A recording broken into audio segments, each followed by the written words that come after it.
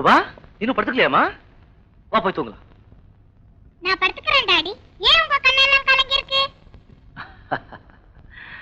அதாமா என் கண்ணுல தூசி பட்டுடுச்சு. நீங்க போய் சொல்றீங்க. நான் சொல்லட்டுமா? நீங்க அம்மா நினைச்சுக்கிட்டீங்க.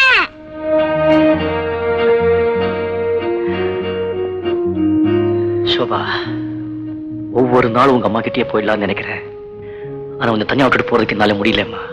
இப்பதான் ஆண்டி வந்தாச்சே, நீங்க அம்மா கிட்டே போங்கப்பா.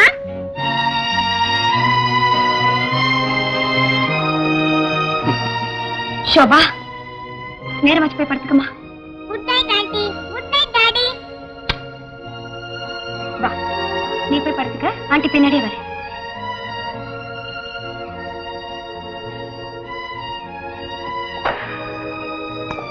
சீதா, என் குழந்தையே என்னை ஒளி அனுப்பி வச்சுட்டா. இனிமே எனக்கு எந்த கவலையும் இல்லை. ஏன் இந்த மாதிரி பேசுறீங்க? உங்களை எங்கேயும் அனுப்பி வைக்கிறதுக்கு நான் தயாரா இல்லை. என்ன சொல்ற? இளமை, சொத்து, சுகம், அறிவு, ஆரோக்கியம் இத்தனை இருந்தும் என்னைக்கோ இறந்து போன மனைவிக்காக இன்னும் ஏங்கிட்டு இருக்கீங்களே. இப்படிப்பட்ட புருஷன் கிடைக்கிறதுக்கு ஒரு பொண்ணு கொடுத்து வைக்கணுங்க.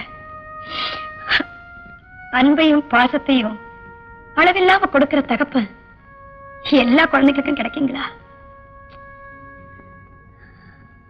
அள்ளி அள்ளி கொடுக்கறதுலயே ஆனந்தப்படுற முதலாளி எத்தனை வேலைக்காரங்களுக்கு இருக்க முடியும்? நான் சொல்றது நல்லா யோசிச்சு பாருங்க. உங்களை இழக்கிறதுக்கு யாருமே தயாரா இல்லை.